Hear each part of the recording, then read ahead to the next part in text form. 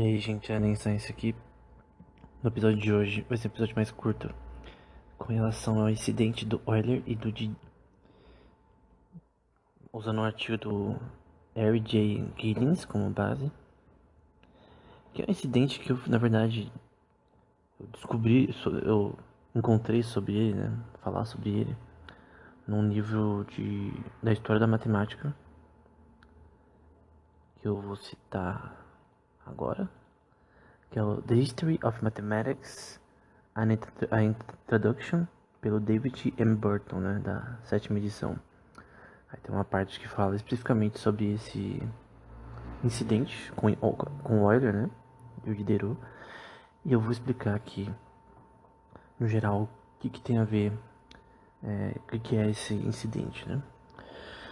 Então, primeiro, é importante que a gente fale da Rússia, né. A Rússia, isso aconteceu provavelmente na Rússia, no comando da Caterina II, sendo que começaram algumas reformas acadêmicas, até de ensino básico, durante o reinado do Tsar, que era o Pedro I, né?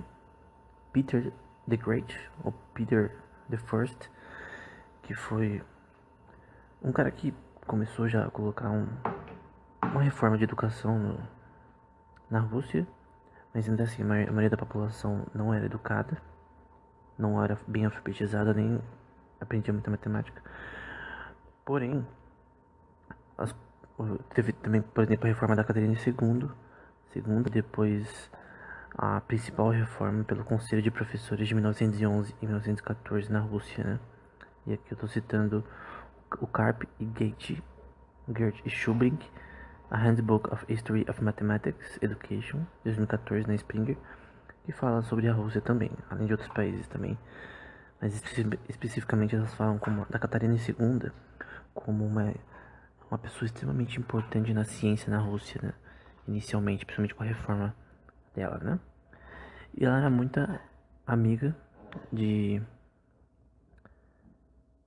Leonhard Euler, que provavelmente é o maior matemático da história, concebendo mais de 600 livros, um número gigante de artigos, e talvez seja o matemático que mais produziu artigos na história também.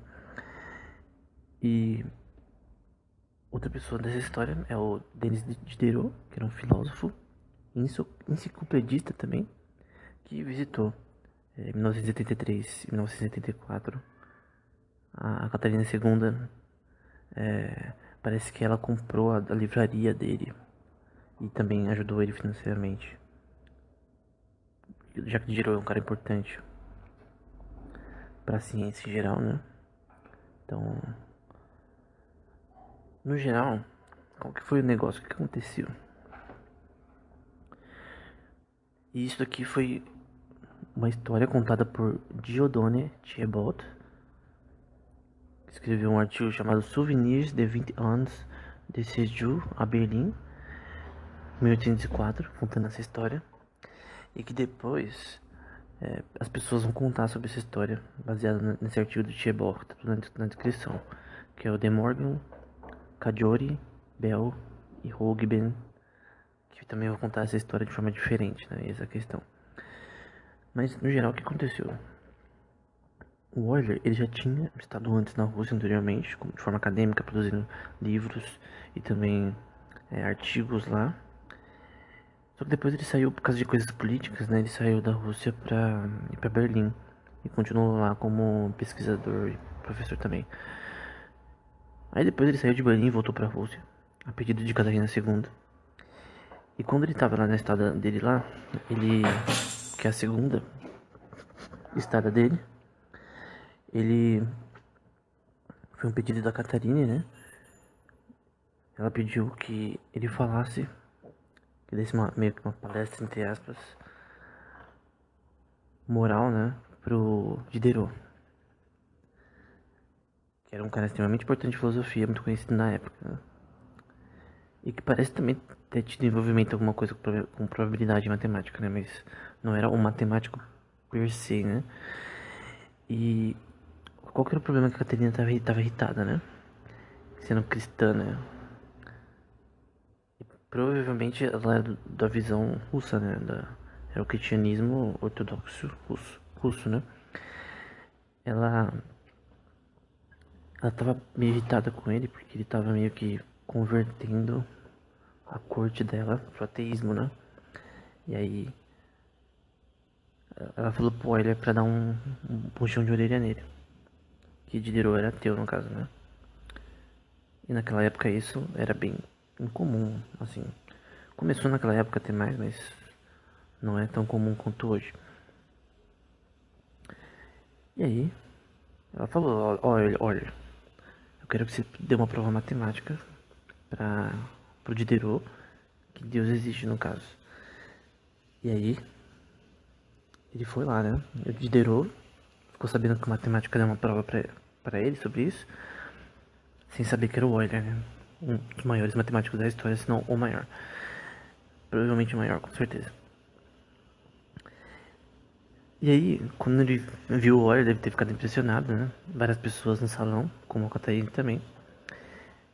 E o Euler vai dizer, né? Ele vai pôr uma equação no, na lousa, né? Que vai ser A mais B, sendo que B é elevado a N, né? Dividido por N é igual a X. E ele vai falar dessa forma. Monsieur, vai mostrar a equação, né? Donc, Dieu existe, responder. No caso, Senhor, Deus existe, me responda. Que a Catarina pediu para dar uma forma matemática que explicava Deus, né? A questão é que a fórmula em si não tinha nada como provar que Deus existe ou não. Na verdade, era uma forma de ridicularizar o Diderot. Há alguns autores que falam sobre essa anedota, né? Como o Caggiore, o próprio De Morgan, que foi dos primeiros a falar sobre ela, e o Bell, e o Hogben, né? Eles falam de uma forma um pouquinho diferente do original, da referência original disso, né? Então, por exemplo, um deles fala que para ele matemática era hebraico, né? Então, no sentido que ele não sabia nada de matemática. E o De Morgan também falava que pro Diderot matemática era como se fosse hebraico, não sabia nada.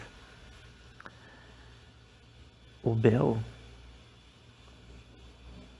o Bell no caso falou que ele foi humilhado e todo mundo riu dele, ele ficou com vergonha, né, em silêncio, sem falar nada na parte matemática. E o Hogben diz que no caso o Diderot era para ele era arábico, né? Que álgebra para ele era como se fosse arábico, né? Ele não sabia nada. Então todos esses autores eles mostram que, por exemplo, se você é confrontado com uma equação que deveria ser importante, você não conhece, de repente, essa era a questão, era para meio que deixar deixar ele meio que constrangido, né? De não saber dar uma resposta. Só que quando a gente vê na fonte original, que é do Thibault, do livro que eu citei anteriormente, que é original, que é ele que conta essa história, e ele vai dizer que essa história parece ter sido contada e ser vista como verdade em todo o norte da Europa. Ele vai dizer que ele não vai dizer nada que o Diderot é ruim em matemática. Ele vai dizer que quando o Euler mostrou a equação e falou, Monsieur, Deus existe, responda isso, né? A questão é que o Diderot ele achou tão fútil e estúpida essa prova que ele mesmo ficou embaraçado por conta disso. Como se fosse uma intenção de embaraçar ele, de que aquilo tudo era só feito para fazer ele ser ridicularizado, né? Então, e aí ele mesmo meio que, o próprio Diderot meio que ficou envergonhado por conta disso, de quererem fazer zoação com ele. E aí ele pediu pra ir pra França, que foi enviado pra ele, parece 50 mil francos pra ele conseguir ter as questões de pra pagar sua sua travessia até a França, sua viagem.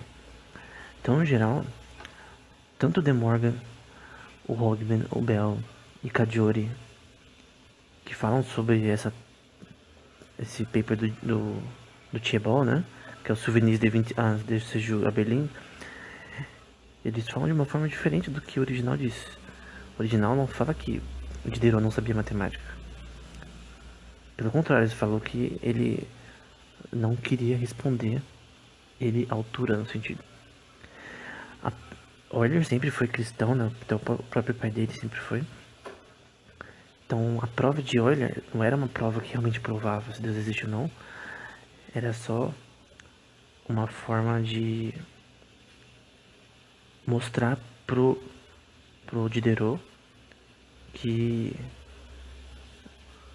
ele estava sendo estúpido na visão dele, né? Que eles queriam, talvez, que ele fosse ridicularizado no sentido da opinião dele, né? Então, no ambiente que todo mundo é cristão, obviamente você vai ser visto de forma diferente, né? Você como diferentão, né? Hoje em dia é o contrário, né? Você normalmente vai ser o diferentão se você é cristão, mas naquela época, naquele contexto histórico, era diferente, né? E eu creio que esse seja o foco em si da história em si. A gente não sabe se essa história é perfeitamente verídica, embora alguns tenham dado razões erradas dela não ser verídica, porque a história do Thibaut, ela é... Ele disse que a maioria das pessoas do norte da Europa conhecia essa história. Então você tem que ir nas fontes e ver se realmente a gente consiga extrair de outras fontes essa mesma história. Se Diderot falou, se Euler falou, tem tantas cartas obras do Euler que talvez não estejam publicadas totalmente. De tanta coisa que ele publicou, 700 livros, um monte de artigo, é muita coisa. Então, eu nem sei se foi tudo publicado ainda por inglês, totalmente. Muito tem latim e tal. Eu sei porque no próprio arquivo online do Euler, muitas das coisas que você vai achar vai ser só em latim. Ou em francês, ou em alemão. Então, eu nunca vi nada dele em russo. Não sei se tem. Mas é meio ruim por conta disso, né? Talvez ele tenha falado sobre isso ou não, enfim, a gente tem que ver outras fontes. Uma fonte só não é o suficiente. Mas com relação ao foco, ao, ao contexto que Tierbo explica, há um argumento de alguns, que é esse papo de que pô, mas o Diderot sabia sim álgebra, sabia sim matemática, então essa história com certeza é falsa. Isso é mentira porque o Tierbo não fala nada sobre matemática. Então, a dos outros. Então, no geral, essas várias testemunhas, entre aspas, as pessoas que falaram sobre isso, elas diferem relacionado a quem que ao que realmente Diderot sabia. Então, falando que, no caso com relação à matemática, o que ele estava vendo na lousa, ele achava que era hebraico, arábico, chinês, de tanto que ele não entendia, o que é errado. No caso que o Timbo falou, né?